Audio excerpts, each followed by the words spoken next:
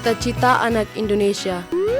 Saya ingin menjadi polisi supaya bisa melindungi negara. Saya ingin menjadi seorang koki karena saya ingin membuat masakan yang enak bagi semua orang. Cita-cita saya ingin menjadi seorang dokter karena saya ingin mengobati orang banyak. Cita-cita saya ingin menjadi apoteker supaya dapat menolong orang di daerah terpencil. Cita-cita saya ingin menjadi pilot karena sejak kecil saya ingin sekali membawa pesawat dan mengantarkan masyarakat ke tempat tujuan mereka. Cita-cita saya menjadi guru agar anak-anak di Papua bisa pintar. Ingin menjadi seorang bidan karena saya ingin membantu ibu-ibu yang akan melahirkan nanti. Harapan kami. Harapan saya di Hari Anak Nasional supaya anak-anak Papua berani. Harapan saya agar anak-anak Papua dapat kuat dan sehat. Harapan saya agar semua orang dapat mendapatkan layanan kesehatan yang baik. Semoga anak-anak Papua bisa menjadi pilot. Anak-anak Papua semua bisa bersekolah. Semoga anak-anak Wamena yang lahir nanti menjadi anak Wamena yang sehat.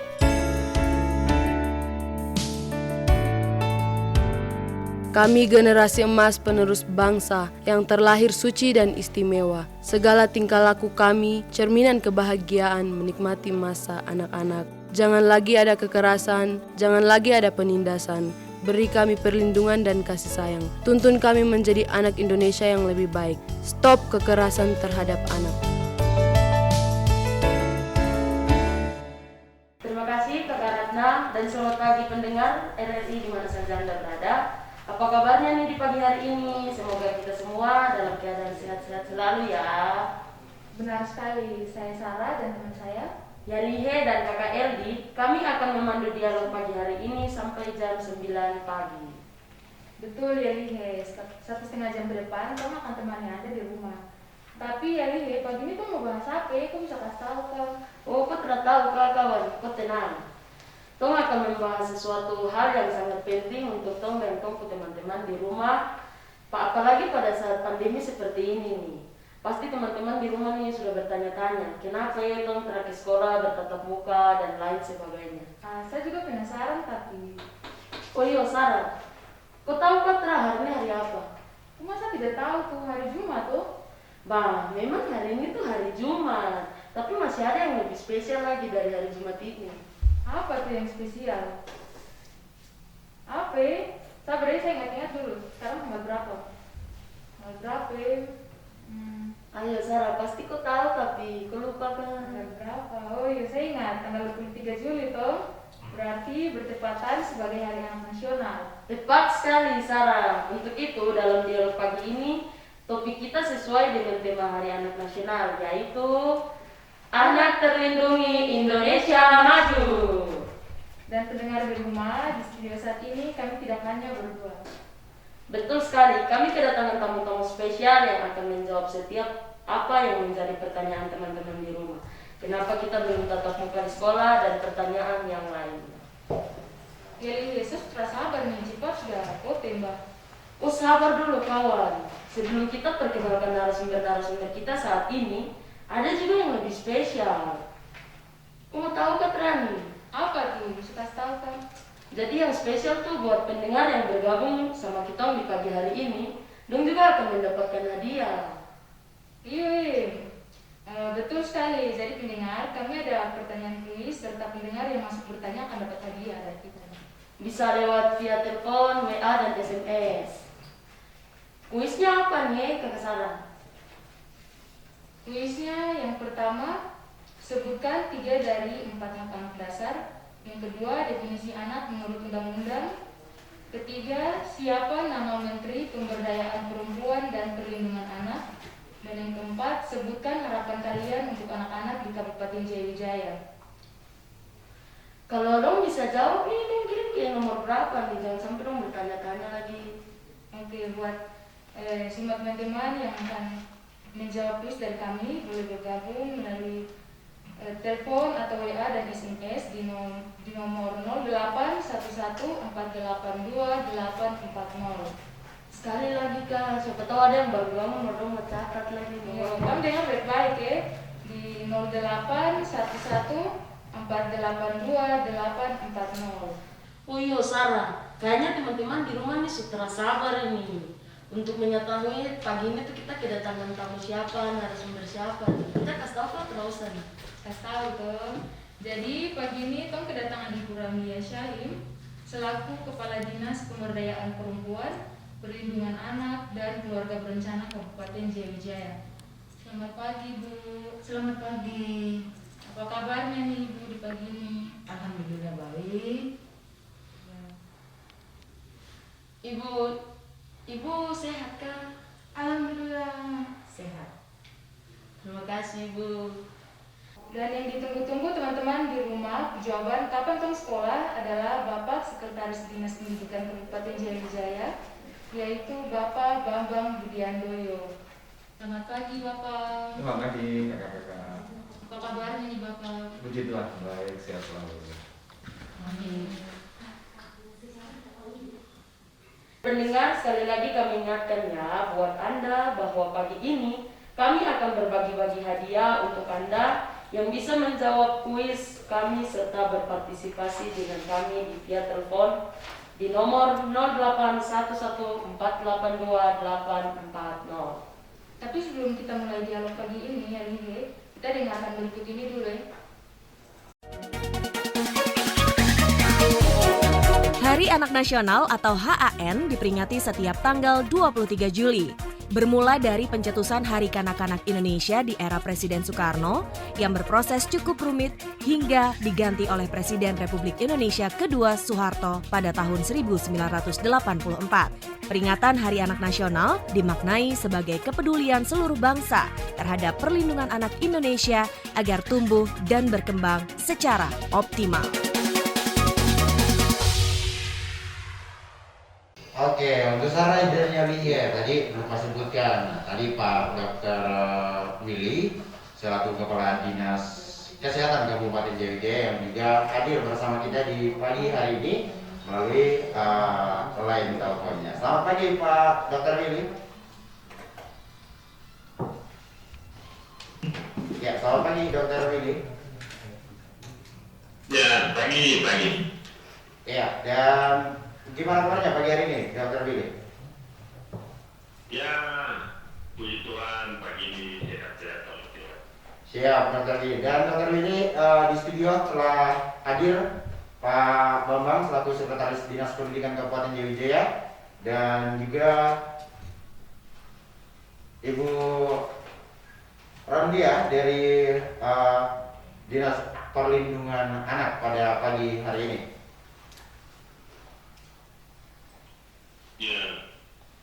Ya, pendengar, UNESCO telah menyebutkan bahwa seluruh dunia saat ini sedang menghadapi berbagai macam tantangan terkait dengan pandemi COVID-19.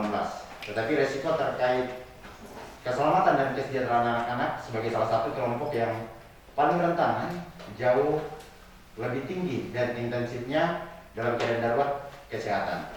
Meskipun isu-isu kesehatan umum tetap menjadi salah satu risiko utama untuk anak-anak, tantangan yang terkait perlindungan anak dapat diperburuk oleh krisis tersebut. Dan setiap keputusan yang diambil oleh pemerintah memiliki potensi untuk menambahkan risiko dan dampak bagi anak-anak itu sendiri. Statistik dan temuan-temuan dari UNESCO sendiri, negara lain seperti Tiongkok, Amerika Serikat, Australia, dan Brasil mencerminkan kekhawatiran dari pelaksanaan perlindungan anak itu sendiri dan menyoroti beberapa hal yang memerlukan perhatian yang signifikan untuk anak-anak di Indonesia. Nah, fenomena ini yang berskala besar ditambah dengan rasa takut terhadap hal-hal yang berkaitan serta kondisi penuh ketidakpastian dapat berdampak buruk pada lingkungan yang ramah anak-anak, di mana anak-anak sendiri maupun orang-orang di sekitar kita atau di sekitar mereka menghadapi perubahan yang cukup signifikan dalam kehidupan sehari-hari. Nah, konteks ini menghadapi perubahan yang cukup signifikan dan meningkatkan kasus kekerasan dalam rumah tangga, kekerasan seksual, dan pelecehan fisik ataupun non fisik. Juga dapat meningkatkan potensi dampak buruk pada kesehatan psikososial anak. Nah, para orang tua dan pengasuh yang terjangkit virus dan karantina menyebabkan lebih banyak anak-anak tinggal di luar pengawasan orang tua. Nah, sementara bagi yang tinggal di lembaga pengasuhan alternatif dan dalam penahanan juga diharapkan pada risiko insentif. Di Kabupaten Jayawijaya sendiri, salah satu hal yang diambil oleh pemerintah dalam melindungi anak, terutama para peserta didik, adalah pembelajaran yang diterapkan secara daring. Namun, apakah hal tersebut menjadi solusi yang tepat, atau hanya akan memberikan peluang bagi anak untuk lebih banyak bermain daripada belajar? Pendengar, sejak bulan Maret 2020 hingga hari ini, anak-anak di Kabupaten Jayawijaya melakukan proses belajar dari rumah dengan panduan modul dari sekolah serta mengerjakan tugas untuk dikumpulkan setiap seminggu sekali. Kondisi ini atau yang biasa disebut belajar dari rumah membuat anak-anak mulai merasa bosan karena aktivitasnya hanya terbatas di rumah saja. Tidak bisa bertemu dengan teman-teman ataupun bertanya langsung kepada guru ketika menemukan kesulitan pada saat belajar di rumah. Anak-anak sudah rindu belajar dan beraktivitas di sekolah seperti dulu yang biasanya dilakukan. Nah, salah satu hak anak yaitu hak partisipasi, di mana anak dilibatkan dalam pembuatan keputusan yang berhubungan dengan anak. Dengan adanya dialog interaktif dalam rangka perayaan Hari Anak Nasional 2021, anak-anak bisa mendengarkan langsung penjelasan dari narasumber tentang kondisi pandemi dan kapan rencana pembukaan sekolah kembali atau pertemuan tatap muka dapat dilaksanakan. Selain itu, anak-anak yang di rumah dapat menyampaikan langsung suara mereka, pertanyaan ataupun harapan mereka untuk kondisi anak saat ini, pendidikan dan kesehatan mereka.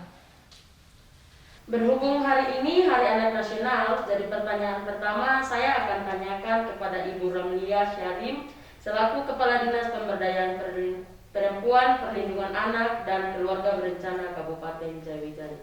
Selamat pagi, Bu. Selamat pagi. Ibu-ibu bisa jelaskan sedikit ke kami dan teman-teman di rumah apa itu perlindungan anak? Baik, terima kasih untuk waktu yang diberikan kepada Ibu. Selamat pagi untuk kita semua yang ada di studio maupun yang mendengarkan. Untuk teman-teman saya yang sudah ada pada pagi hari ini dari Dinas Pendidikan, dari Dinas Kesehatan, juga anak-anak dari UTI yang terkait. Baik, barangkali saya akan menyampaikan terkait apa sih pengertian dari perlindungan anak. Jadi perlindungan anak itu yaitu segala kegiatan untuk menjamin dan melindungi anak dan hak-haknya agar dapat hidup, tumbuh, dan berkembang dan berpartisipasi secara optimal sesuai dengan hakikat dan harkat dan martabat kemanusiaan serta mendapat perlindungan dari kekerasan dan diskriminasi.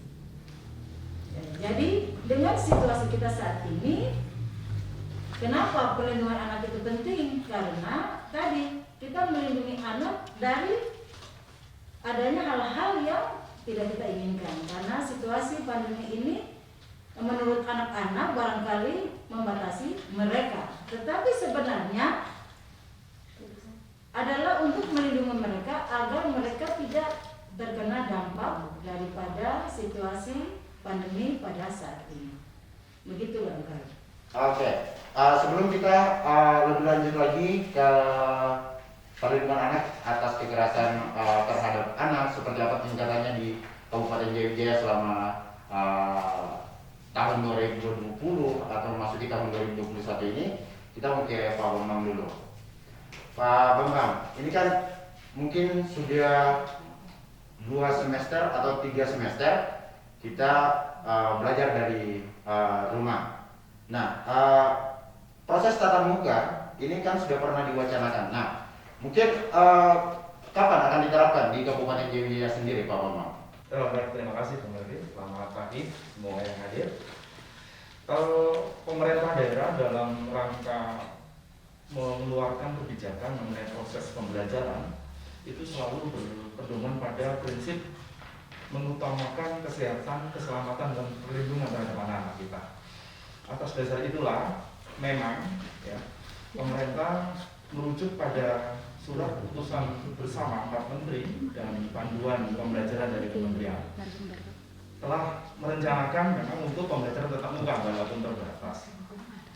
Bapak Bupati selalu selaku pimpinan daerah bersama pemerintah daerah telah mengeluarkan surat edaran, menindaklanjuti surat edaran yang intinya akan merencanakan pembelajaran tatap muka terbatas tersebut pada tahun ajaran baru tanggal 12 Juli kemarin.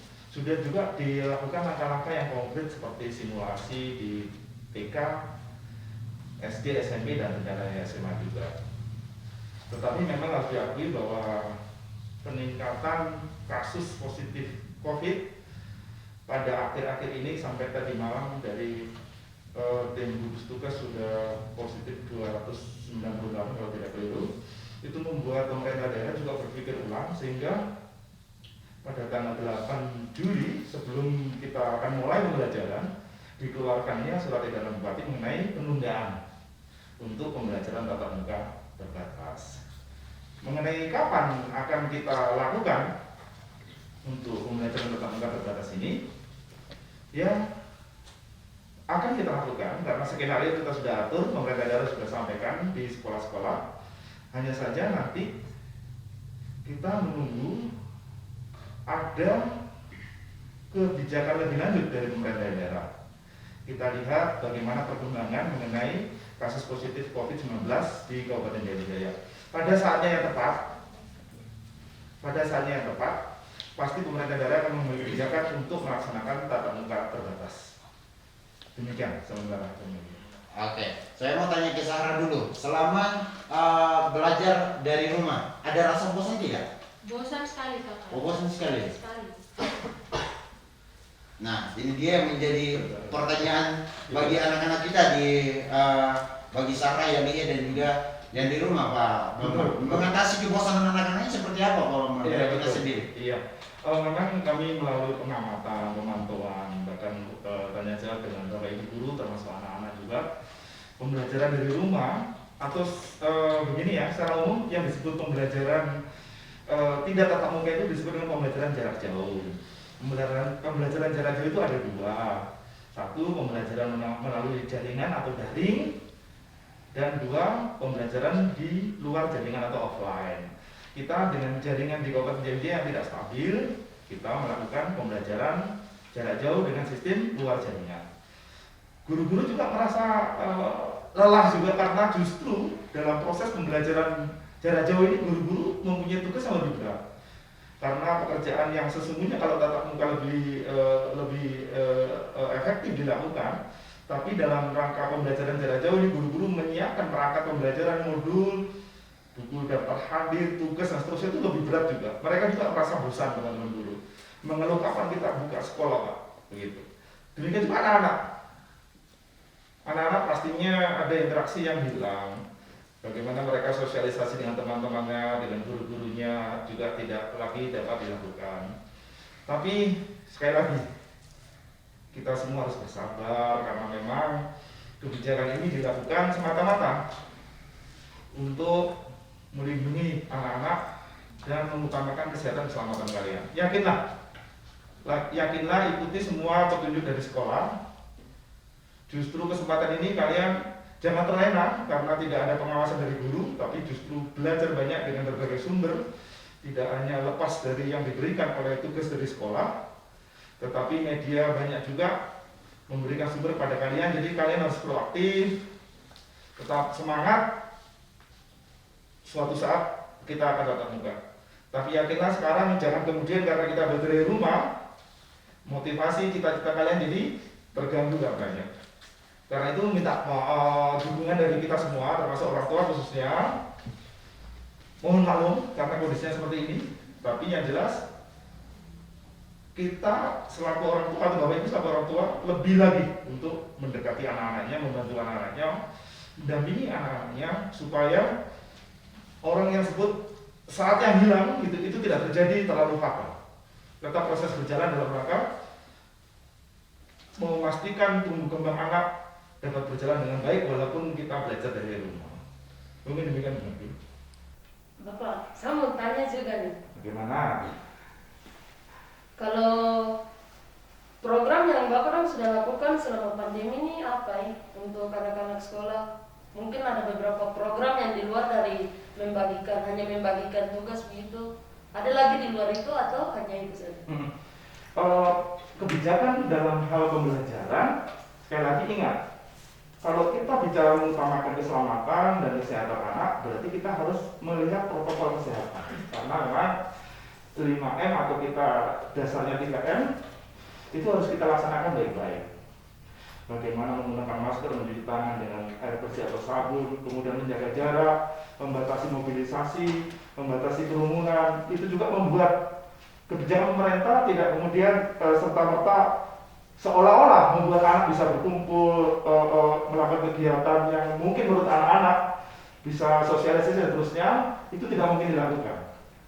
Sehingga dalam hal ini pemerintah tetap menginstruksikan kepada guru dengan aturan yang ada untuk membuat modul pembelajaran yang memang sesuai dengan kondisi yang ada. Diharapkan di dalam modul itu ada aktivitas-aktivitas anak yang walaupun dilakukan di rumah tetap menjadi motivasi untuk anak menghilangkan kebosanan, begitu. Di dalam modul itu bukan seperti modul yang kemudian anak-anak belajar secara verbal saja, tetapi di dalam modul juga ada pembelajaran atau kegiatan yang sifatnya fisik, ya, di samping mental, fisik dan kondisi, sehingga diharapkan anak-anak juga memahami, dibantu orang tua memahami modul dan kemudian melakukan apa yang diinformasikan oleh guru melalui modul itu dengan baik. Kalau di situ bilang anak-anak pertama belajar berdoa dulu, lakukanlah dengan doa, tidak dilihat oleh guru bapak. Kita lakukan sesuai apa yang diada dalam modul. Anak-anak mungkin menyanyi dulu, ya menyanyi, kenapa menyanyi? Atau 5 menit senam di luar, lakukanlah seperti itu gitu. Memang model seperti itu agak sulit karena kita belum pernah laksanakan, zaman COVID ini kan baru. Tetapi saya yakin dengan dukungan orang tua dan semangat anak-anak, kalau dilakukan dengan baik apa yang ada di modul yang sudah disusun itu, pasti sedikit-sedikit mengurangi kebosanan, walaupun tidak sepenuhnya. Begitu, ya adik. Ya, jadi teman-teman di rumah kalau terima modul jangan asal tulis, kerjakan saja, tapi berdoa dulu. Semuanya itu dialaskan dengan doa. Ya Katran, Sarah. Betul sekali. Mungkin Sarah masih ada pertanyaan kan? Mungkin pertanyaan berikutnya kita langsung ke Pak Willy selaku Dinas Kesehatan Jayawijaya. Mungkin Bapak sejauh ini tuh bagaimana kasus COVID terhadap anak-anak di Jayawijaya? Iya, baik. Selamat pagi untuk pendengar televisi RRI di rumah. Baik, jadi COVID ini tidak hanya menyerang orang dewasa, tetapi ada beberapa kasus juga mengenai beberapa anak-anak. Itu juga terjadi di Kabupaten Jayawijaya, di Wamena ini. Nah, cuma angkanya kami tidak tahu pasti, tetapi beberapa bulan atau selama kita rawat baik di Bethesda maupun di Wamena Hotel itu ada beberapa anak yang kami rawat, begitu. Oke, Dokter Willy. Ya, untuk mencegah penularan COVID-19 terhadap anak, peran seperti apa yang akan diberikan oleh orang tua dan mungkin juga lingkungannya untuk melindungi anak ini dari penyebaran COVID-19, Pak Dr. Willy? Iya, sebenarnya untuk pencegahan daripada COVID-19 ini itu sama prinsipnya, baik pada orang dewasa maupun pada anak-anak. Jadi peran orang tua terhadap anak-anak itu memang lebih diutamakan, lebih besar. Kenapa? Karena anak-anak ini mengikuti apa yang dilihat atau diteladani dari orang tua.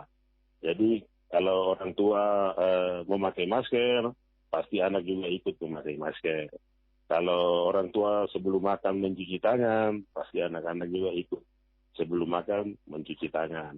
Itu yang bisa dilihat. Kemudian mengajarkan kepada mereka juga bahwa menghindari untuk bukan artinya kita menghindari mereka untuk berinteraksi dengan teman-teman seusianya mereka, tetapi kita menghindari kontak ini karena seperti yang tadi atau dari sebelum-sebelumnya kami sampaikan bahwa memang ini virus ini tidak nampak, sehingga untuk pencegahannya itu ya kita juga harus menghindari dengan berkerumun atau anak-anak ini mungkin bermain, tidak boleh terlalu ini, begitu. Pak Dokter, saya mau tanya nih, seberapa besar tingkat resiko anak terpapar COVID-19 Pak Dokter? Bagaimana? Kurang jelas ini? Oh ya, seberapa besar tingkat resiko anak terpapar COVID-19 di Kabupaten Jayawijaya, Bapak? Resiko terkena COVID-19 untuk anak, begitu? Oke, baik. Kita lihat bahwa anak-anak itu memang dia lebih untuk terpapar COVID-19 ini atau terpapar penyakit apa saja itu lebih tinggi. Karena kita lihat bahwa pembentukan imunnya itu belum sama seperti orang dewasa. Sehingga dia, anak-anak ini lebih masuk dalam faktor risiko tinggi untuk terinfeksi oleh COVID-19. Sehingga antibodi dan antigennya itu belum terbentuk. Apalagi mereka sejak dilahirkan sampai sekarang, sebelum ada keputusan untuk diberikan vaksin untuk usia 12 tahun ke atas, itu tambah untuk peningkatan untuk terinfeksi itu lebih tinggi, begitu. Dr. Will tetap stay bersama kami karena masih banyak hal-hal yang mungkin ingin ditanyakan terkait dengan hak perlindungan anak di pagi hari ini, Dr. Will. Ya, dan pendengar, pagi hari ini juga kita siapkan kuis. Coba yang ini kuisnya tadi apa ya? Oke kakak. Kuisnya tuh yang pertama, sebutkan 3 dari 4 hak dasar anak. Yang kedua, definisi anak menurut undang-undang. Yang ketiga, siapa nama Menteri Pemberdayaan Perempuan dan Perlindungan Anak. Yang keempat, sebutkan harapan kalian untuk anak-anak di Kabupaten Jayawijaya. Oh, menterinya? Iya. Oh, saya kira ibu kadisnya. Oh, bukan. Coba ibu kadisnya tadi lebih gampang gitu sebenarnya. Oke, dan pendengar, pagi hari ini juga kita bersama dengan Kakak Joko Prasetyo. Ini biasanya paling sudah kenal semua ini kalau Kakak Joko. Beliau adalah manajer Wahana Visi Indonesia untuk Pegunungan Tengah Papua. Oke, selamat pagi Kak Joko. Selamat pagi Kak Aldi, selamat pagi adik-adik dan Bapak Ibu yang di studio maupun Bapak Ibu yang di rumah dan anak-anak yang adik-adik yang ada di rumah juga. Oke, Kak Joko tetap stay di sini karena masih kayaknya ada yang mereka ingin tanyakan Ibu Yari ya. Dari tadi katanya mau tanya-tanya terus. Siap. Teman-teman mungkin tadi teman-teman sudah dengar kuis. Kuisnya tuh ada 4 ya teman-teman. Teman-teman bisa pilih salah satu pertanyaan yang bisa dijawab. Jadi tidak semua ya teman-teman. Gak usah pikir semua. Kalau menjawab semua juga tidak apa-apa. Oke. Kirim jawaban melalui SMS atau lewat WhatsApp di 0811482840. Untuk harapan anak-anak juga dapat disampaikan langsung ya melalui telepon interaktif teman-teman supaya kita semua bisa dengar sama-sama. Jadi, Sarah, ini saya dengar-dengar pertanyaan nomor 1 nih, kalau tadi teman-teman ikuti dari pertama, pertanyaan pertama kepada Ibu Ramlia tuh tadi Ibu sudah jawab. Ada masih di situ juga ada jawaban, iya kan tidak? Iya. Kalau dong sudah dengar tuh. Kalau dong dengar pasti bisa jawab kan? Iya. Baik, buat teman-teman kalau mau jawab semua tidak apa-apa sekali. Tidak apa-apa tuh, jangan dia juga semua kan. Iya. Baik. Mungkin pertanyaan selanjutnya kita langsung ke Bu Ramlia ya. Saya mau tanya nih dari Dinas Pemberdayaan Perempuan dan Perlindungan Anak dan Keluarga Berencana nih, mungkin perannya apa begitu untuk perlindungan anak? Baik, terima kasih. Kalau dari dinas terkait perlindungan, nanti dia akan terhubung dengan kuis yang disampaikan pada pagi hari ini. Jadi peran kami itu melaksanakan kebijakan pemerintah daerah terkait dengan perlindungan anak. Jadi apa-apa saja yang menyangkut perlindungan anak itu yang kami laksanakan. Jadi kebijakan yang dikeluarkan seperti tadi sudah disebutkan oleh Pak Sekretaris Dinas Pendidikan bahwa anak-anak harus stay di rumah atau tinggal di rumah belum bisa melaksanakan pembelajaran tatap muka. Karena itu salah satu bagian daripada implementasi perlindungan anak tersebut. Jadi sehingga anak-anak betul-betul mendapatkan perlindungan, mendapatkan haknya sebagai anak. Karena kan hak anak tadi bukan cuma dia bisa bermain saja, tetapi bagaimana dia berkembang, dia tumbuh, kemudian dia hidup dengan baik, hidup dengan layak. Itu ya maksudnya, dan juga berpartisipasi. Nah, dalam hal ini berpartisipasi artinya dia melakukan hal-hal yang bisa dia lakukan dengan situasi pandemi saat ini yang memang barangkali sudah dijelaskan oleh Pak Sekretaris juga Bapak Dokter bahwa anak-anak harus memaklumi berpartisipasi itu tidak berarti anak harus berada di luar kemudian berpartisipasi, tidak. Di dalam keluarga anak-anak juga bisa berpartisipasi terkait dengan situasi kita pada saat ini. Barangkali itu. Ibu, saya juga mau tanya nih. Terus program apa saja yang sudah dilakukan untuk melindungi anak-anak di masa pandemi ini, dan kasus perlindungan anak yang terjadi selama ini apa saja? Ya. Oke, Ibu Ramlia, tahan dulu. Karena kita harus memberikan hak untuk anak. Ini ada anak-anak yang bertanya dari rumah. Halo, selamat pagi. Selamat pagi. Iya, dengan siapa ini? Dengan Monese di Hone 51. Monese di Hone 1. Hone Lama 1. Hone Lama 1. Iya. Oke, ada yang ingin ditanyakan? Kakak? Ya, tentang hak anak ke Bapak. Iya, silakan. Hak anak berarti bagaimana kalau pertanyaannya hak anak itu seperti apa yang kita lakukan begitu saya bertanya. Karena sekarang ini memang pandemi sangat memang luar biasa untuk dalam kehidupan manusia sehari-hari tidak bisa melaksanakan aktivitas sesuai dengan kemauannya, tetapi hanya sangat tidak bisa keluar dari rumah sampai dengan itu. Akhirnya itu saya ditanyakan kepada Bapak. Oke, ini mungkin sama dengan pertanyaan Yalia tadi mau sambung. Mungkin hak anak di masa pandemi dan mungkin sebagai orang tua perannya seperti apa begitu, Ibu Ramlia? Baik, hak anak itu kan ada 4. Dia harus hidup, dia tumbuh berkembang, dan dia berpartisipasi. Nah, sekarang memang peran kami dinas itu melaksanakan kebijakan pemerintah. Nah, program yang kami lakukan karena sesuai dengan peran kami melaksanakan program penyuluhan atau sosialisasi kepada keluarga yang memiliki anak-anak terkait dengan apa sih yang dimaksud dengan COVID-19 ini, pandemi ini seperti apa.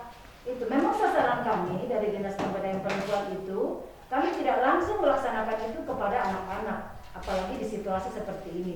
Jadi sosialisasi yang kami lakukan itu lebih banyak kepada keluarga-keluarga.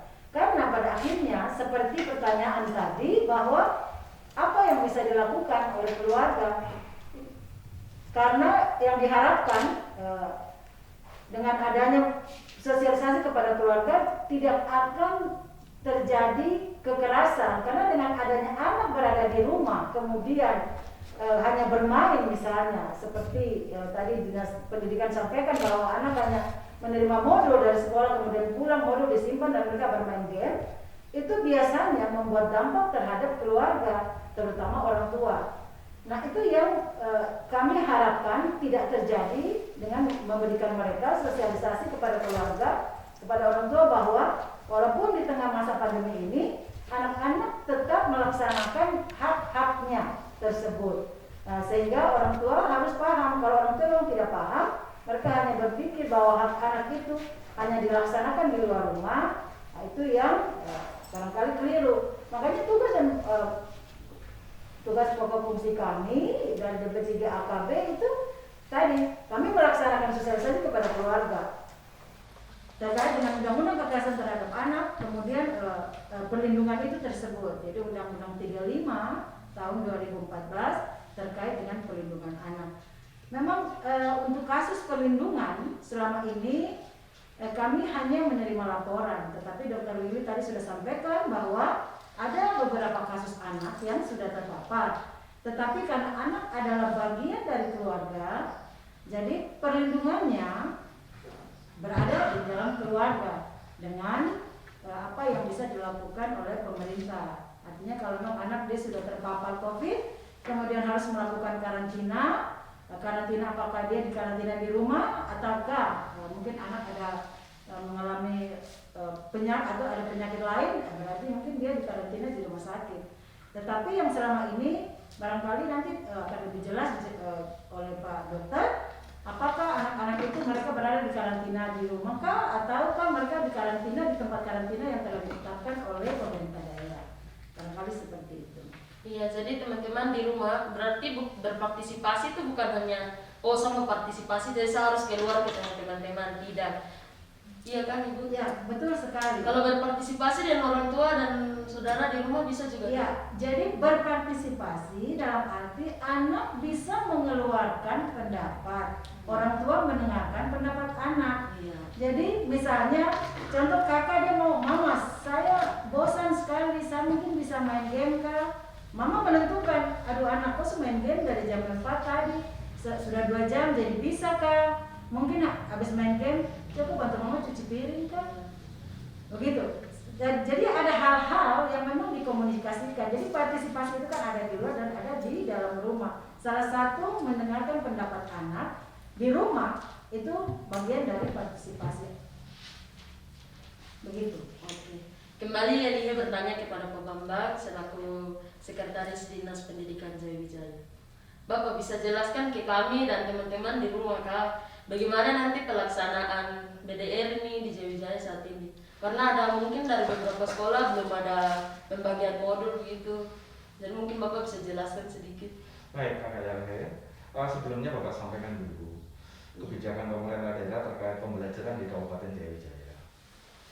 Ada TK 34, SD 124, SMP 36, SMA ada 13, SMK ada 6. Dari semua sekolah yang ada, khusus di distrik Wamena, Bubikia, Woma, dan Wesabut, mereka melakukan proses pembelajaran sesuai dengan aturan pemerintah daerah dengan cara pembelajaran jarak jauh atau sistem luar jaringan atau online atau sistem modul atau sistem belajar dari rumah.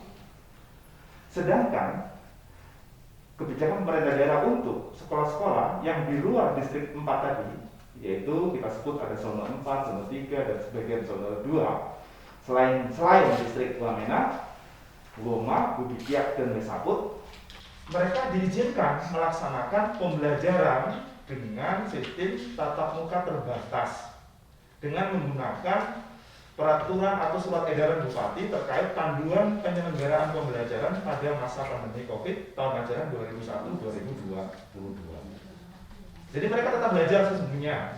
Cuma di dalam petunjuk atau surat edaran Bupati tersebut disampaikan bahwa banyak syarat karena sekali lagi mengutamakan perlindungan keselamatan anak.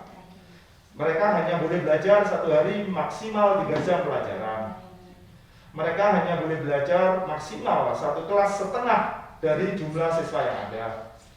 Mereka harus melaksanakan menggunakan protokol kesehatan dengan ketat dan banyak syarat-syarat lain yang sudah diatur. Sehingga seluruh Kabupaten Jayawijaya bukan belajar dari rumah semuanya, tidak.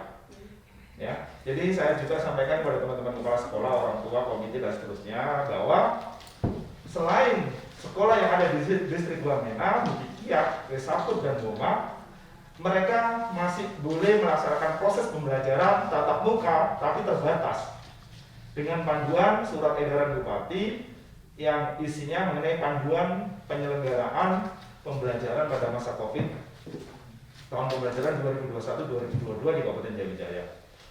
Dan surat edaran itu sudah semua kita sampaikan lewat media sosial, lewat WhatsApp maupun media yang lain. Itu yang pertama. Yang kedua, mengenai belajar di rumah, Tentunya sudah kita antisipasi karena tahun lalu mulai bulan Maret tahun 2020 kita sudah mengantisipasi. Dalam hal ini ada peran serta dari pos pendidikan, dinas pendidikan, didukung pemerintah daerah untuk mensiasati bagaimana pola yang dilaksanakan dalam proses belajar dari rumah. Karena berbeda sekali kalau belajar di tatap muka dengan dari rumah beda. Intinya kalau belajar dari rumah, kurikulum yang ingin dicapai tidak 100%. Kan kita belajar itu pakai kurikulum. Kurikulum itu acuan pembelajaran. Kalau belajar dari rumah, kurikulumnya hanya 50%. Ya. Kalau belajar di sekolah itu menggunakan kurikulum 2013 atau K13, adik-adik tahu ya. Itu belajar dari pagi setengah 8 sampai setengah 1, pokoknya 8 jam sehari. Tapi kalau belajar di rumah, kurikulumnya bukan kurikulum K13, tapi menggunakan pedoman pelaksanaan kurikulum dalam kondisi khusus namanya. Itu juga kan sudah edarkan. Kurikulum dalam kondisi khusus itu hanya 50% dari keseluruhan pencapaian targetnya. Di mana kurikulum yang 50% itu kemudian diimplementasikan dalam modul yang teman-teman WPI dengan dinas, LPMP, dinas provinsi sudah menyusun bersama, dan sudah ada modul untuk semester 1, semester 2, jenjang SD dan SMP. Di mana dalam modul itu, adik-adikku, sudah ada aktivitas guru harus apa yang dilakukan, aktivitas siswa, dukungan orang tua, apa yang harus dilakukan, ada semua di situ. Memang hal ini masih baru, sesuatu yang baru mungkin masih menimbulkan polemik atau kebingungan. Tapi pelan-pelan partisipasi dari semua pihak, terutama orang tua, untuk memahami modul dan anak-anak sabar, saya pikir pelan tapi pasti akan bisa sesuai tujuan. Di dalam modul juga atau di dalam belajar di rumah itu tidak asal kasih modul belajar, tidak, tapi ada prosedurnya. Bagaimana guru-guru menyusun daftar hadir, bagaimana guru-guru menyusun buku kerja, bagaimana guru-guru memastikan ada lembar kerja siswa yang tidak boleh membebani orang tua. Satu pelajaran misalnya dikasih kerja tugas sampai 50 nomor, itu tidak benar ya. Kami sudah sampaikan ke Bapak Ibu guru bahwa ingat, pelaksanaan belajar di rumah tidak semata-mata mencapai target kurikulum, tetapi lebih pada memberikan informasi yang bermakna bagi anak-anak, terutama dalam perlindungan hak anak tadi. Itu sudah ada prosedur atau aturan standarnya tadi, sehingga saya berharap guru-guru terus belajar, kita juga terus belajar, semua kita belajar, karena ini barang baru, ya, supaya semua pihak, baik orang tua, siswa atau guru, pada akhirnya bisa nyaman dengan kondisi ini. Mungkin begitu, ya. Oke, dan saya kembali ke Dr. Willy. Dr. Willy terkait dengan pertanyaan Ibu Ramlia tadi, jika anak terpapar COVID-19, apakah akan dikarantina seperti mungkin di Bethesda atau ruang-ruang isolasi yang telah disiapkan oleh pemerintah daerah, atau bagaimana Pak Willy? Baik, terima kasih. Jadi yang selama ini kami dari Dinas Kesehatan sudah lakukan itu, apabila pada tracing dan pemeriksaan kita dapatkan ada anak-anak yang konfirmasi positif COVID, itu tetap kami karantinakan. Jadi kalau misalnya ibunya positif atau bapaknya atau kakaknya, itu kita satukan dalam satu ruangan, satu kamar. Begitu. Jadi tetap apabila kita tidak karantina dia, itu dia juga berpotensi untuk menyebar ke dalam rumah sendiri atau juga bisa menyebar ke di samping teman-temannya waktu bermain dan sebagainya. Begitu. Ya, Dokter Willy, bagaimana dengan jika mungkin anak di bawah 5 tahun yang mungkin belum lepas dari orang tuanya, Dokter Willy? Misalkan mungkin anak terpapar COVID, sementara untuk orang tuanya sendiri tidak terpapar, begitu, Dokter Willy? Seperti apa prosedurnya, Dokter Willy? Baik, terima kasih. Kita pernah ada kasus, jangankan 5 tahun, berapa bulan, itu ibunya yang COVID. Kemudian terpapar lagi ke anaknya. Jadi kalau misalnya anaknya yang terpapar, atau ibunya, katakanlah ibunya. Nah, ini kan usia ini dia membutuhkan ASI. Nah, ibunya ini kalau saat dia menyusui, itu kan akan mempunyai potensi untuk menyebarkan virus itu kepada si anak, si bayi ini. Sehingga kita lakukan pengambilan ASI dari ibu ini, kemudian kita kasihkan di tempat yang sudah disiapkan. Itu apabila atau sebaliknya, kalau anaknya yang terpapar, ya kita ambil dari ibunya yang tidak terpapar, kita begitu. Tapi itu yang sudah kita lakukan. Ya, Dokter W, untuk resikonya sendiri bagi mungkin ibu yang menyusui itu tidak masalah ya, Dokter W? Iya, selama itu kita kan tahu bahwa penyebaran COVID itu kan tidak melalui ASI. Nah, jadi kalau misalnya ibu yang positif, anak tidak, sedangkan anak perlu ASI, bisa kita ambil dari ibunya serahkan di tempat yang berbeda. Atau sebaliknya, anaknya yang positif, ibunya tidak, bisa kita ambil di tempat yang lain, di berbeda, ambil di, kita katakanlah ada alat itu, kita ambil ASI-nya ibu, kemudian kita berikan ke bayi atau anak yang bersangkutan. Begitu. Jadi penyebaran COVID ini sampai hari ini tidak ada referensi yang menyatakan dia melalui ASI. Begitu. Terima kasih. Ya. Oke, sebelum kita lanjutkan pertanyaan kita kepada narasumber-narasumber kita ingatkan dulu ya buat teman-teman di rumah, siapa tahu ada yang baru bangun dan baru bergabung. Jadi kuis kita di pagi hari ini tuh yang pertama, sebutkan 3 dari 4 hak anak. Yang kedua, definisi anak menurut undang-undang. Yang ketiga, siapa nama Menteri Pemberdayaan Perempuan dan Perlindungan Anak. Yang keempat, sebutkan harapan kalian untuk anak-anak di Kabupaten Jayawijaya. Oke, jadi bisa saja kamu jawab salah satu pertanyaannya, tidak usah semua. Tapi kalau semua juga bagus, bisa. Dan yang bisa jawab pertanyaannya langsung saja kirim ke nomor 0811 482 840. Oke, Kakak Sarah, sudah ada yang bergabung atau gimana? Atau ada yang bertanya kan? Sudah ada yang bertanya ya. Oke. Jadi ada pertanyaan dari anak yang bertanya lewat SMS dari nomor yang terakhirnya 945. Kakak ingin bertanya terkait anak.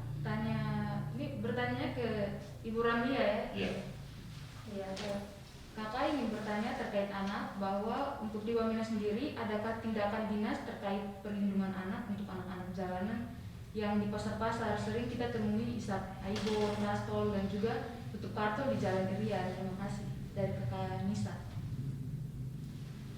Baik, untuk Kakak Nisa yang sudah bertanya terkait dengan anak-anak yang berada di jalanan. Jadi sebenarnya mereka tidak bisa kita katakan anak jalanan, tapi anak-anak yang berada di jalanan. Artinya dia melakukan seluruh aktivitasnya 1x24 jam itu ada di jalan.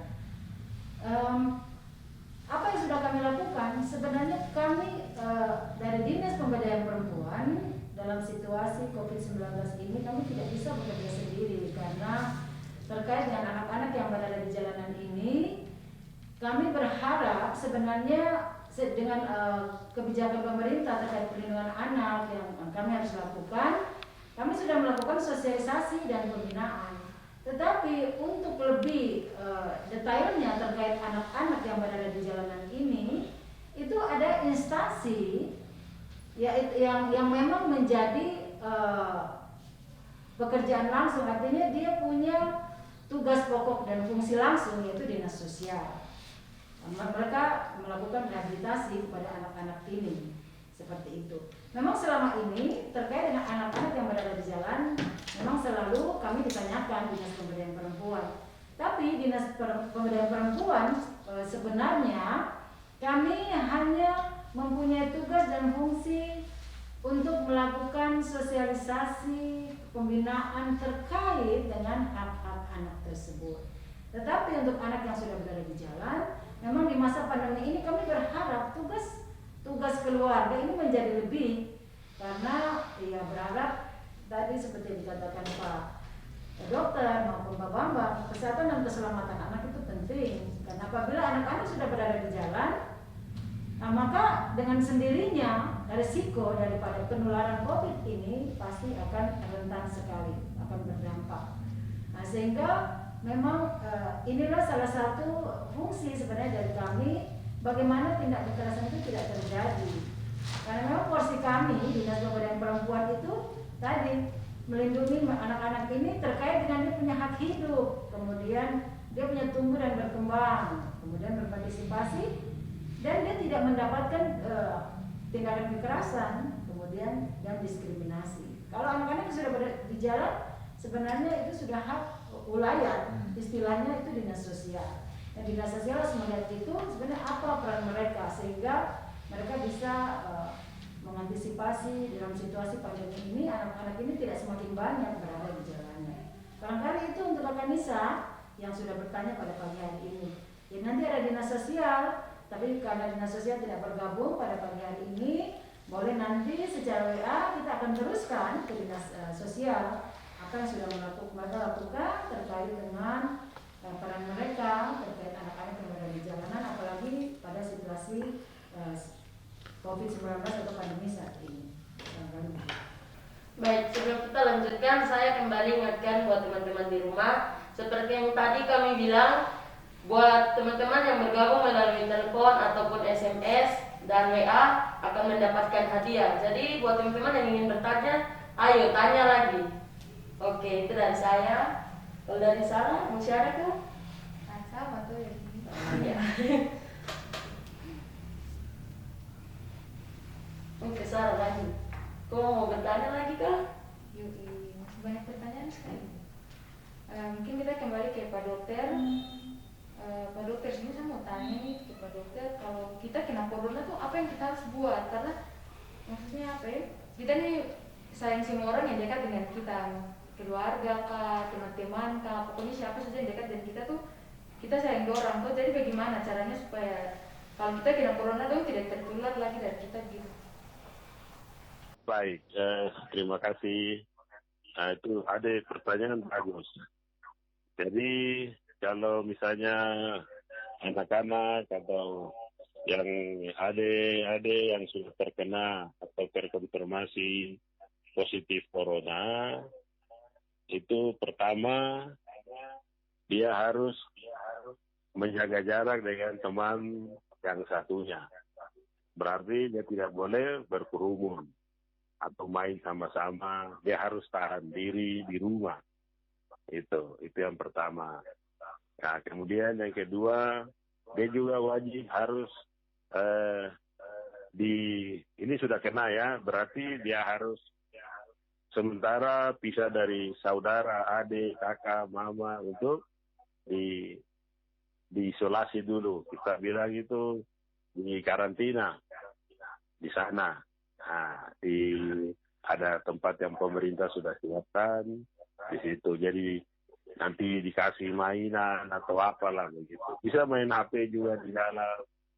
Nah, kalau yang tidak ada gejala sesak atau segala macam. Tapi kalau dia sesak, nanti kita kasih ke rumah sakit supaya dokter anaknya di sana bisa lihat. Begitu. Jadi intinya kalau anak-anak terkena COVID, ya itu satu tadi, tidak boleh kontak dengan kakak atau ada yang lain atau orang tua, bapak, ibu. Kemudian dia juga harus siap untuk dikarantina. Kalau dia cuma rasa badan enak-enak, biasa-biasa saja, itu bisa di luar rumah sakit. Maksudnya di tempat yang pemerintah Kabupaten Jaya Wijaya sudah siapkan. Ada makan, ada semua ada di situ. Nah, tapi kalau dia demam-demam, ada batuk atau sesak-sesak, nanti kita kasih untuk sementara di rumah sakit supaya bisa dilihat oleh dokter spesialis anak. Begitu. Baik dokter. Terus saya mau tanya lagi nih dokter. Yang saya lihat sendiri ya, dari yang bisa saya lihat tuh malahan kita yang biasanya sehat-sehat, maksudnya tinggal di rumah nih yang biasanya kena COVID, dibandingkan teman-teman yang tinggal di jalanan. Atau mungkin ada dokter pernah dapat kasus begitu Pak, anak-anak yang tinggal di jalanan yang pernah kena ini COVID. Baik, kalau kita lihat sampai hari ini tidak ada data tentang yang terkena COVID itu anak-anak yang seperti tadi ada tanya itu, yang di jalanan. Ini rata-rata yang di rumah, yang mereka kena langsung dari baik keluarga yang datang atau dari dalam rumah sendiri atau sesama teman-teman main. Kalau pertanyaan kenapa anak-anak yang di jalanan dengan anak-anak yang di rumah, itu kita kembali ke kekebalan masing-masing. Kalau menurut dokter, itu kekebalan anak-anak di jalanan dengan anak-anak di rumah itu beda. Karena mereka sudah setiap hari, setiap saat, biar hujan atau panas atau apapun, mereka sudah terbiasa dengan kondisi itu. Tapi kalau kita yang tiap hari hanya di rumah, saat panas sedikit langsung masuk di rumah, itu kita punya kekebalan daya tahan tubuh untuk penyakit itu jatuh, lemah. Sehingga ini yang menyebabkan kenapa lebih banyak atau yang di jalan kita lihat mereka jalan tapi jarang kena penyakit ini, COVID ini, terinfeksi COVID. Begitu kira-kira. Terima kasih Bapak buat penjelasannya. Teman-teman di rumah, kita masih tunggu kalian punya suara harapan untuk anak-anak yang di Kabupaten Jaya. Bisa langsung telepon juga ke nomor apa tuh ya, bisa kasih tahu? Oke, di nomor 0811440840. Atau terada yang kasih harapan ya, jangan sampai dong terada harapan lagi. Atau mungkin kan sudah mau masuk sekolah atau kenapa? Nggak mungkin. Pasti dong sementara ketik ini. Oke. Kalau tadi Sarah sudah bertanya ke Pak Dokter, sekarang saya mau tanya ke Ibu Ramlia sekaligus dari Dinas Pemberdayaan Perempuan, Perlindungan Anak dan Keluarga Berencana Kabupaten Jaya. Ibu, saya mau tanya, menurut Ibu, apakah peran orang tua kepada anak agar terhindar dari COVID-19? Baik, terima kasih pertanyaan yang bagus. Ini situasinya sudah seperti ini, jadi inilah yang kami harapkan pemerintah maupun dinas, peran orang tua. Kenapa? Karena anak-anak ini berada di rumah dalam waktu yang cukup lama. Malah kalau dihitung-hitung 1 kali 24 jam anak berada di rumah. Nah, jadi peran orang tua memang bertambah. Kenapa bertambah? Karena yang biasanya mungkin anak-anak melakukan aktivitas di luar, seperti contohnya anak-anak yang berusia sekolah, dia pagi 7:30 sudah ke sekolah, nanti kembali jam 1 atau jam 2. Tetapi dengan situasi pandemi ini, dia berada di rumah 1 kali 24 jam dari pagi sampai malam. Nah, peran orang tua di sini adalah memberikan pengertian kepada anak bahwa dengan situasi seperti ini, kenapa anak harus berada di rumah, kemudian anak-anak tidak boleh melaksanakan aktivitas di rumah karena terkait dengan adanya situasi COVID-19. Tetapi orang tua juga bisa memastikan atau melakukan perannya bagaimana selama ini orang tua tidak melakukan aktivitas dengan anak seperti bermain dengan anak, kemudian melakukan hal-hal yang berkaitan dengan kebutuhan anak, tidak mendengarkan suara anak. Nah, dengan adanya situasi ini sebenarnya memberikan hal atau dampak yang positif kepada orang tua, sehingga orang tua yang selama ini barangkali tidak mengetahui apa-apa yang diinginkan atau apa-apa yang merupakan kebutuhan dari anak yang selama ini tidak pernah ia sampaikan. Jadi barangkali dengan adanya situasi ini, anak-anak boleh bercerita kepada orang tuanya apa-apa saja yang dia sudah alami. Walaupun sebenarnya anak biasanya lebih memilih menyampaikan apa yang ada di hati, pikiran dan perasaannya kepada teman sebayanya. Itu biasanya. Sehingga orang tua memang harus berperan seperti teman dengan situasi kita saat ini, sehingga membuat anak merasa nyaman, merasa senang, merasa bahagia berada di rumah dengan situasi pandemi saat ini.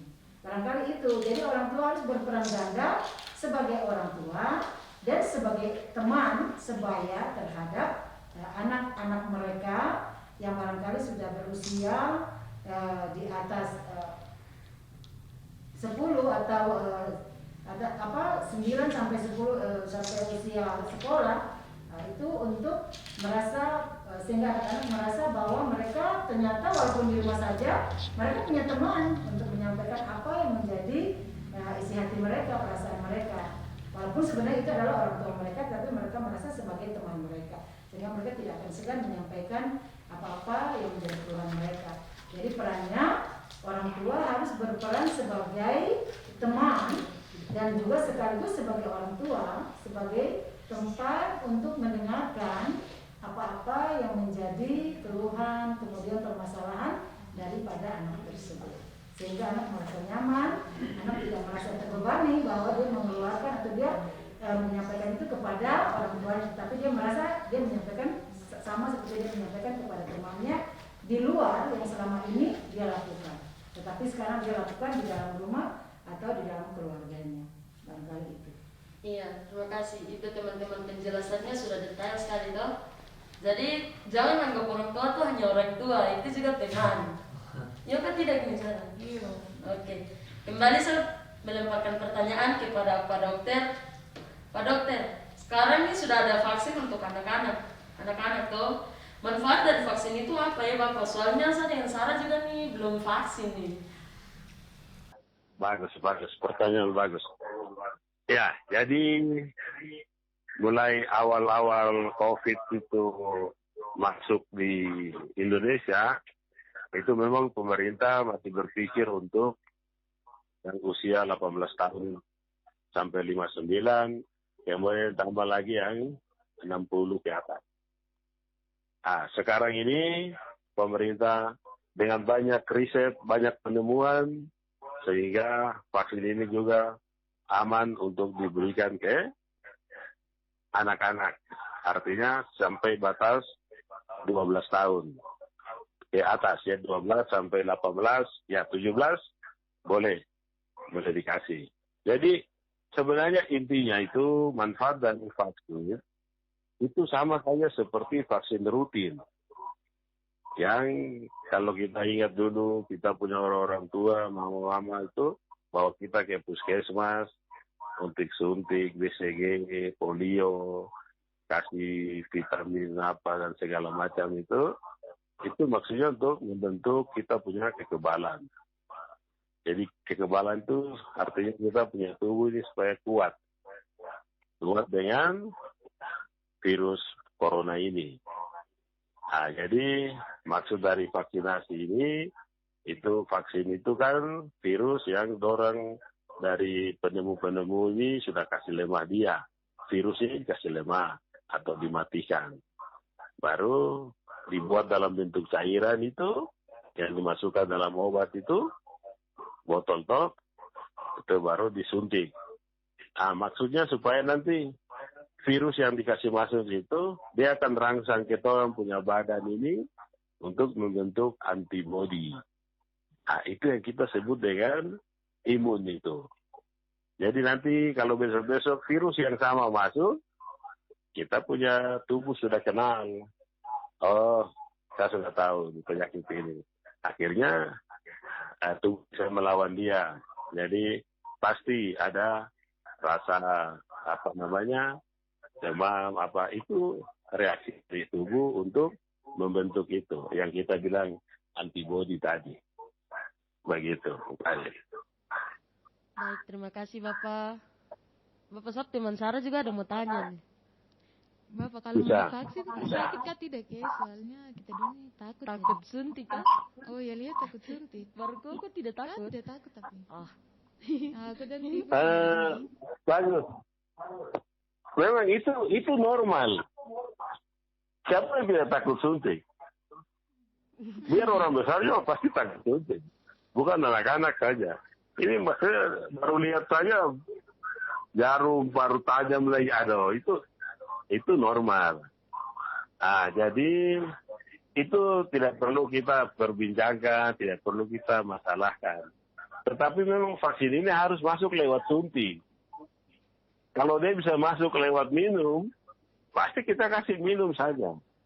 Macam contoh vaksin polio yang kemarin tuh, ada yang tetes, itu kan bisa lewat tetes mulut. Tapi vaksin yang COVID ini sampai hari ini belum ada yang bisa dibuat dalam bentuk cairan atau apa yang bisa ditetes. Sehingga dia punya jalurnya harus masuk lewat suntik. Nah, jadi memang itu jangankan ini anak-anak kecil, orang besar juga takut suntik. Itu pertanyaan bagus. Baik, kita. Iya, Bapak. Tadi Bapak bilang batas vaksin itu dari umur 12 ke atas. Tapi kalau misalnya kita punya adik-adik yang di bawah umur 12 lagi mau vaksin, bisa ke tidak, ke? Baik.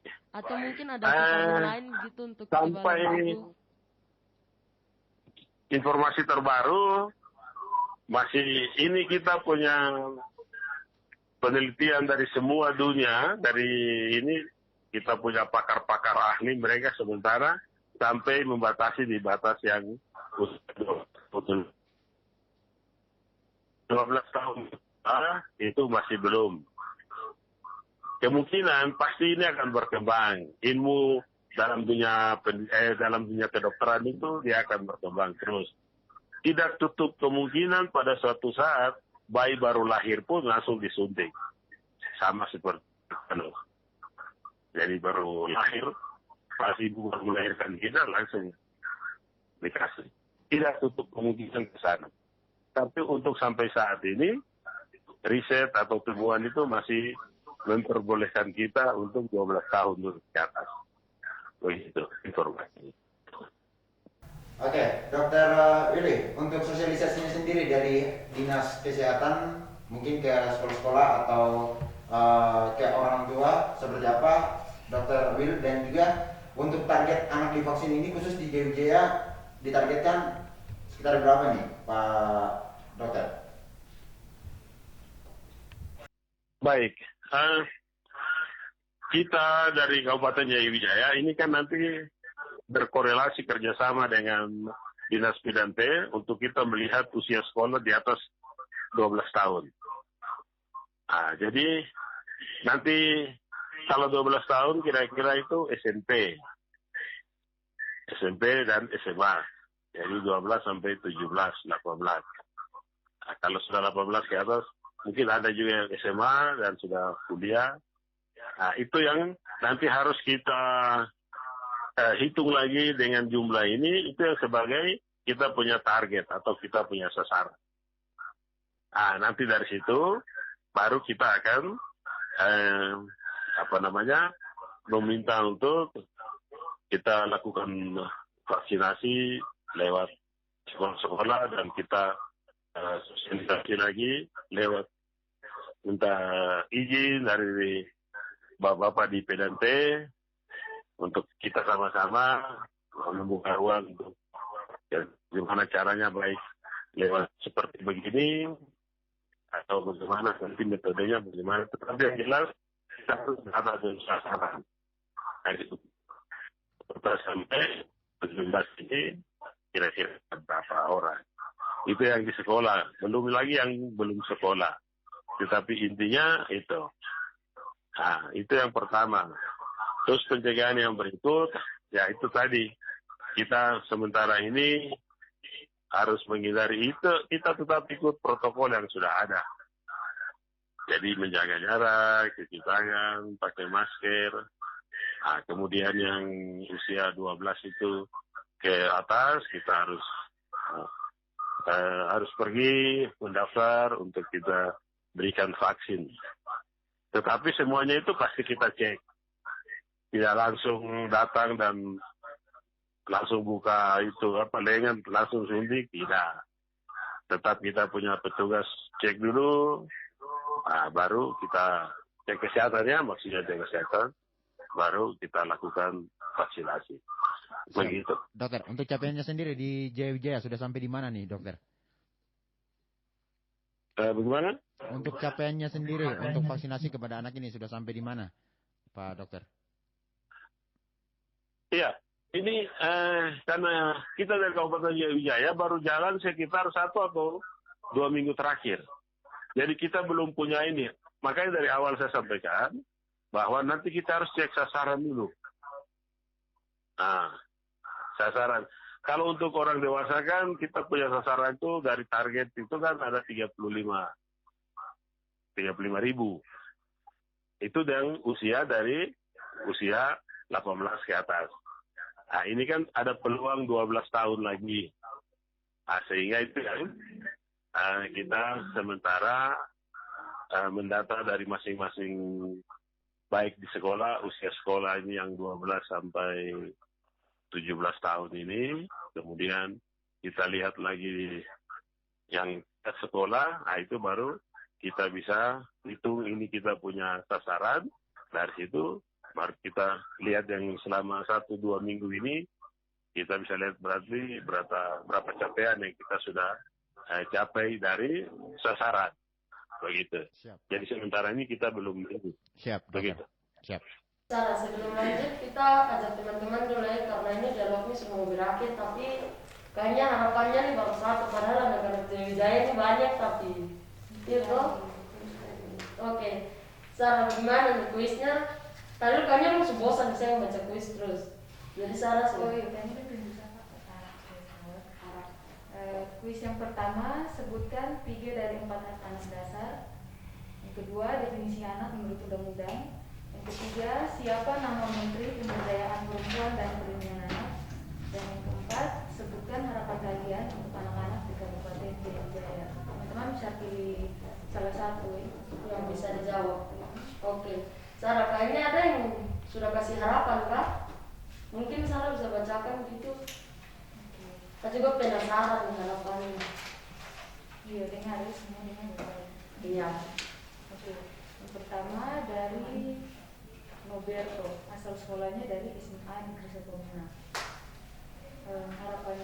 Harapan saya untuk anak di Jaya adalah tetap semangat belajar walaupun saat ini kita belajar dari rumah.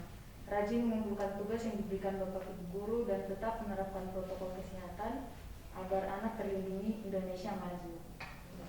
Oke. Terima kasih. Oke, Sarah, kayaknya ada satu narasumber yang kita lupa tanya nih. Siapa ini? Ada siapa? Saya juga lupa nih. Aduh, macam kita selama terkenal kan, saya juga kayak lupa gitu nih. Iya, begitu ya. Oh, jangan bicara dengan narasumber. Ini kakak buka masker dulu ya. Nih. Oh, Kakak Joko. Selamat pagi kakak, apa kabar? Selamat pagi. Yalihe dan Sarah, kabar baik, puji Tuhan. Baik, Kakak Joko, tadi kan kita sudah simak sama-sama atau dialog dengan jawaban dari para narasumber kita nih. Kita mau tahu dari WPI di Jaya, salah satu LSM yang membantu pemerintah di bidang pendidikan di Kabupaten Jaya itu, khususnya di Hari Anak ini, apa saja yang sudah WPI lakukan? Iya, terima kasih. Pertanyaannya ada dua hal ya. Ada dua yang kita lakukan. Ini khusus untuk Hari Anak Nasional. Kita tahu dalam situasi sulit ini, anak harus terus mendapatkan haknya untuk berpartisipasi. Tadi kan mengatasi kebosanan, bagaimana mereka tetap berkreasi. Maka itu kemarin kakak dengan teman-teman sudah mengadakan lomba TikTok temahan. Oh, luar biasa. Terima kasih yang sudah mengirimkan, ada belasan yang sudah mengirimkan hanya dalam waktu 5 hari. Tetapi antusias dari anak-anak dan tentu saja orang tuanya, saya yakin ada anak yang kreatif itu, di baliknya itu pasti ada orang tua yang luar biasa sehingga mendorong anaknya untuk terlibat. Dan hari ini akan diumumkan pemenangnya, nanti akan dihubungi yang menang, akan mendapatkan sepeda supaya mereka rajin olahraga. Yang belum bisa sepeda bisa belajar untuk bermain sepeda ya, atau main bareng-bareng saja bisa juga. Yang kedua, bersama dengan RRI melakukan dialog interaktif pada pagi hari ini supaya anak-anak di seluruh Jaya ini mendengar informasi. Jadi kita harus mengucapkan terima kasih kepada bapak-bapak dan ibu yang sudah hadir, Bapak Kepala Dinas Pendidikan, Sekretaris Dinas Pendidikan, Kepala Dinas Kesehatan, dan Ibu Kepala Dinas Pemberdayaan Perempuan. sudah menyediakan waktu dan informasi yang luar biasa pada pagi hari ini semuanya disampaikan supaya kita bisa tetap sehat di masa pandemi ini. Begitu ada Sarah, tugas besar. Pak, bukan hanya Sarah saja yang bertanya, saya juga ada. Oh ya, silakan. Apa peran WPI sendiri yang sudah dilakukan selama pandemi ini? Wah, ini dia yang jawabannya akan panjang, tapi kakak singkatkan saja. Pada intinya, pandemi ini kita tidak pernah siapkan.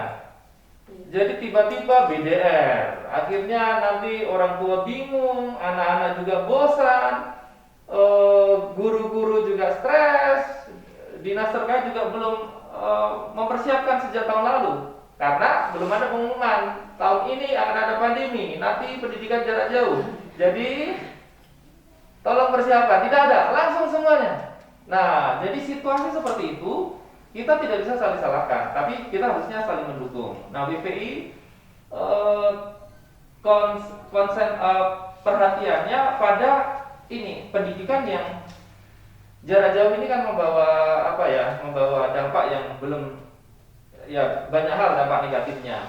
Nah, untuk mengurangi itu bersama dengan dinas itu WPI dengan guru-guru menyusun kurikulum yang pas, materi-materi yang pas, buku-buku yang pas untuk anak-anak di masa seperti ini yang tadi Bapak Bambang sudah jelaskan. Itu bagaimana ya? Nah, salah satu yang bisa dilakukan itu dengan guru-guru KKWP juga belajar bersama dengan mereka bagaimana kalau menggunakan aplikasi, misalnya Google Classroom, supaya anak-anak yang dapat sinyal, ada HP, bisa belajar dari jarak jauh menggunakan online, secara online menggunakan software tersebut.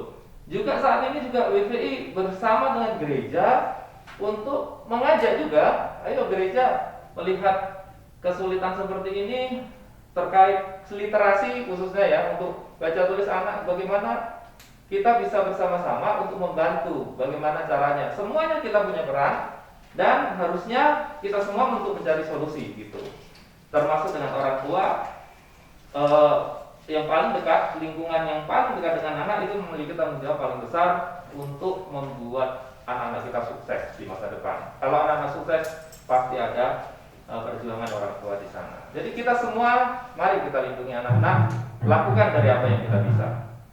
Oke, karena waktu kita nih Sarah ya nih. Saya mau langsung ke Dr. Willy. Dr. Willy, saya kasih waktu 1 menit. Dr. Willy. Saya kasih waktu Dr. Willy 1 menit, mungkin ada pesan atau harapan di Hari Anak Nasional di tahun 2021 ini. Dr. Willy, silakan. Baik, terima kasih. Jadi kami dari Dinas Kesehatan hanya mengharap kepada hari ini yang belum menerima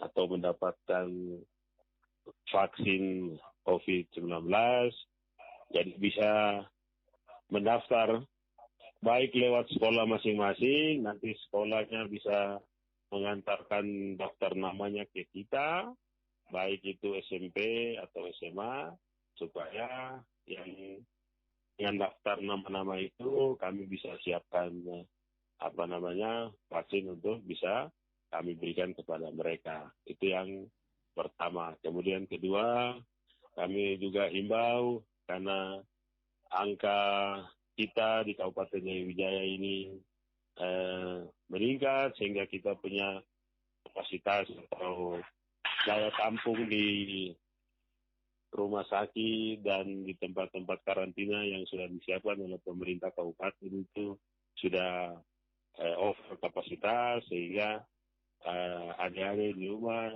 juga jaga kesehatan. Lebih bagus kita mencegah daripada kita sudah sakit baru kita mengobati, itu agak susah.